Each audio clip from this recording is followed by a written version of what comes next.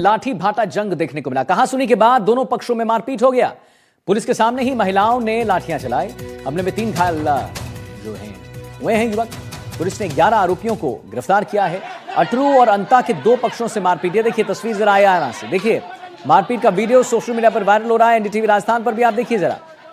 Court परिसर में लाठी भाटा जंग। कहासुनी के बाद दोनों पक्षों में मारपीट हुआ। पुलिस के सामने ही महिलाओं ने लाठियां चला दी और पुलिस ने 11 आरोपियों को धर दबोचा भी है।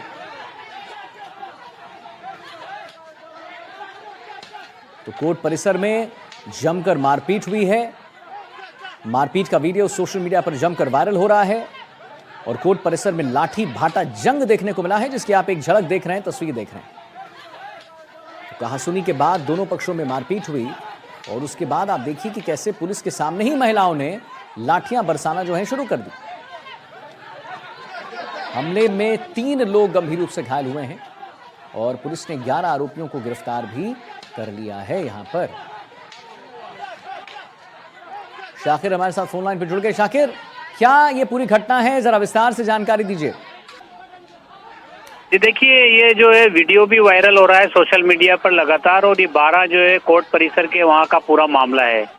2 जो मोगिया समुदाय के जो लोग हैं उनके दोनों के बीच में कुछ विवाद चल रहा था। उसका मुकदमे की तारीख में दोनों परिवारों के लोग आए हुए थे। दोनों पक्षों के लोग जब वहां पहुंचे तो उनकी फिर दोबारा से कहासुनी हो गई किसी बात को लेकर के, और उसके बाद जो है कहासुनी जो है मारपीट में तब्दील हो गई। जो महिलाएं हैं वो भी आपस में लड़ती झगड़ती दिखाई दे रही हैं। हाथों में डंडे उनके हैं और जिस तरह का ये घटनाक्रम हुआ है, क्योंकि बाजार में जो जिस तरह से अफरा तफरी का माहौल भी मच गया था, लोग आसपास के जो लोग हैं वो सहम से भी गए थे। अंता और अटरू क्षेत्र के ये लोग थे और इनके जो आपस में विवाद था उसको लेकर के ये कल उनकी पेशी थी। इस पेशी पर जब पहुंचे थे दोनों पक्ष, तो इस दौरान ही ये पूरा का पूरा हंगामा बरपा है। पुलिस को जब सूचना मिली तो पुलिस मौके पर पहुंची और 11 जो लोग हैं उनको गिरफ्तार किया गया है इस पूरे मामले में, और अब पुलिस जो है मामले की जांच कर रही है। लेकिन जिस तरह का घटनाक्रम हुआ था, बीच बाजार में, भरे बाजार में जो है एक दूसरे पर लाठियों से हमला करते हुए लोग नजर आ रहे थे। इनमें कुछ लोगों के चोटें भी आई है, लेकिन पुलिस फिलहाल जो है इनमें से 11 जो लोग हैं दोनों पक्षों के, उनको जो है पुलिस ने हिरासत में ले लिया है, उनको गिरफ्तार कर लिया है। चलिए, बहुत बहुत धन्यवाद आपका महत्वपूर्ण जानकारी देने के लिए शाकिर। और अब चलिए आगे बढ़ते हैं। जालौर से खबर आ रही है, उसके बारे में जरा आप जान लीजिए। कई कॉलोनियों में 2 महीने से जल भराव की स्थिति उत्पन्न है, बनी हुई है। पानी की निकासी नहीं हो रही है, यहां से लोग बड़े परेशान हैं। कई घरों के पास से 2-3 फीट तक पानी भरा हुआ है। जल जमाव से बीमारी फैलने की आशंका लगाई जा रही है और बदबू और गंदगी से लोगों का जीना बड़ा मुहाल हो गया है। शिकायतों के बावजूद समाधान नहीं होने से लोग नाराज हैं। नगर परिषद पर लापरवाही का आरोप है और जल जमाव से मकानों की नींव को भी उतना ही खतरा हो जाता है।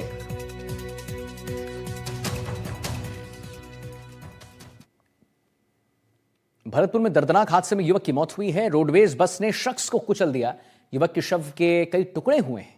बस स्टैंड के पास यह हादसा हुआ। मौके पर लोगों की भारी भीड़ है।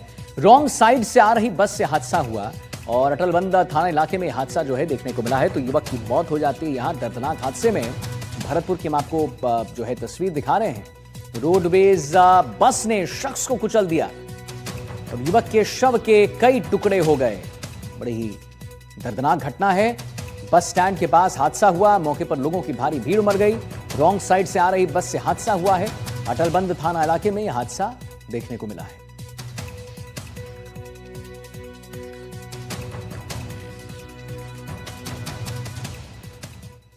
जालौर के दाताल गांव को शिक्षा के क्षेत्र में नई पहचान मिलने वाली है। जी हां, संसद भवन की तर्ज पर यहां पर स्कूल का निर्माण जो है कराया गया है।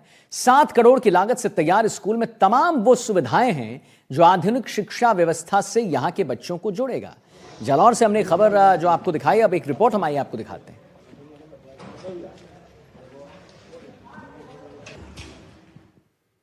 प्रेरणा आपको कैसे मिली और आपके माता पिता का भी एक सपना था कि शिक्षा को लेकर कुछ बढ़ावा दिया जाए? देखो, लगभग 120 साल पहले हमारे पुरखे जो हैं, हमारे परदादा जी थे, वो बॉम्बे चले गए थे। तो 1906 में उन्होंने पहला कारोबार शुरू किया।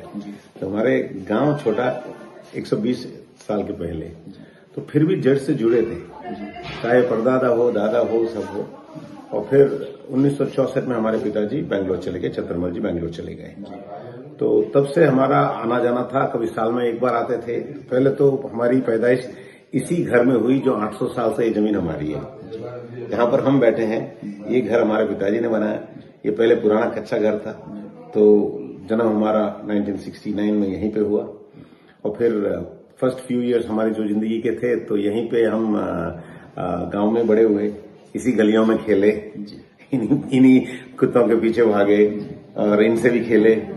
तो फिर स्कूल हमारी जो पहली क्लास जो होती है वो घर से शुरू हुई, गांव से शुरू हुई। फिर जो पढ़ाई की जो फॉर्मल एजुकेशन होती है वो हम अपने गांव में पढ़े यहाँ पे। तो हमारे गांव में जब तब उस जमाने में आई थिंक 6ठी 7वीं तक की क्लास थी, तो 3री तक हम यहाँ पढ़े हैं इसी गांव में। और तब क्लास होती नहीं, जो बड़ी थे बच्चे उनके लिए क्लास थी, छोटे बच्चे थे तो हमको तो मिट्टी में खेलने देते थे। तो पेड़ के नीचे बैठ के फिर वो मिट्टी में अक्षर लेके काली स्लेट पे करते थे। और फिर स्कूल जाने का तब मौका मिलता था, इसीलिए जाते थे कि वहां पे वो मिड डे मील मिलता था, जो मूंगफली देते थे, मूंगफली और चने देते थे। तो वो एक उसका एक या फिर गट्टे बनाते थे वो जमाने में प्रोटीन सप्लीमेंट के लिए। तो इस तरह से शुरुआत हुई। ये लगभग 1973-75 के आसपास की बात है। फिर पिताजी बेंगलोर में थे तो माताजी और सब हम लोग वहां बेंगलोर में शिफ्ट हो गए। वैसे आना जाना था, घर यहीं पे था, पर पढ़ाई वहां फिर हमने 4ठी से वहां पढ़ाई की। तो फिर वहां से हमको लगा कि जो हमारा पहला कदम था जिंदगी का, एजुकेशन के नाम का या शिक्षा के नाम का कोई सीखने वाला जो फॉर्मल में होता है, वो इस गांव से शुरू हुआ था। सर दूसरी बात ये है कि आपने इतना बड़ा भवन जो बनाया है, इसमें कितने कमरे हैं टोटल? इसमें लगभग 22 या 23 कमरे हैं और एक क्लासरूम जो है 520 स्क्वायर फीट का है, जो नेशनल बिल्डिंग कोड और CBSE का जो प्लेटफॉर्म होता है उसको हम लोगों ने फॉलो किया। उसी को राजस्थान गवर्नमेंट भी फॉलो करती है कि नई कोई स्कूल बने तो उस हिसाब से बने कि साइज उससे हो, जिसमें 50-60 बच्चे बेंच में आराम से बैठ के पढ़ाई कर सके। जालोर जिले के दादाल गांव के डॉक्टर अशोक जैन, जो कि अमेरिका में एक डॉक्टर भी है और अपनी माता पिता की याद में एक शिक्षा को लेकर एक बड़ा मंदिर खड़ा कर दिया है, जो कि दादाल गांव में है। खुद इसकी इसी विद्यालय से पढ़कर आगे बढ़े और अपना मुकाम हासिल किया। वैसे ही अपनी पढ़ाई को देखते हुए माता पिता की एक याद थी कि मां शिक्षा को लेकर एक शिक्षा का मंदिर खड़ा किया जाए, जिसको लेकर डॉक्टर अशोक जैन ने अपना कदम उठाते हुए शिक्षा को लेकर अपने गांव को समर्पित 22 तारीख को करेंगे, जो कि एक जालोर जिले में गौरवान्वित करने वाली बात है। हालांकि शिक्षा मंदिर को लेकर बहुत ही बड़ा कदम उठाया गया और आने वाले भविष्य के बच्चे वो भी डॉक्टर अशोक कुमार व उनके माता पिता को याद करेंगे, क्योंकि शिक्षा को लेकर एक प्रेरणा को लेकर विश्वास जगाने वाले डॉक्टर अशोक ने बहुत ही सराहनीय कदम उठाया है। प्रत्येक कक्ष में LED लगी हुई और साथ ही साथ इस पूरे विद्यालय परिसर में जो कक्षा है वहां पर नीचे की ओर देखेंगे तो पूरे जो ग्रेनाइट है, पत्थर है, ग्रेनाइट और की पत्थर से पूरी जो अंदर की बिल्डिंग है वो बनाई गई और ग्रेनाइट इस्तेमाल किया गया है ताकि बच्चे सुचारू रूप से शानदार तरीके से पढ़ाई कर सके। ये देखिए हर कक्ष में ग्रेनाइट पत्थर लगे हुए नीचे हैं, साइड दीवारों में है। और दूसरी बात करें तो फैनों की है, इलेक्ट्रॉनिक्स जो सामान है वो भी अच्छे तरीके से जो सामग्री है वो अच्छी इस्तेमाल की गई है। फैन देखिए कंपनियों के फैंस लगाए गए हैं, जो कि GM गोल्ड है इत्यादि कंपनी यहाँ पर है, जो कि पूरी तरह से शानदार तरीके से यहाँ पर जो मटेरियल है वो इस्तेमाल किया गया है।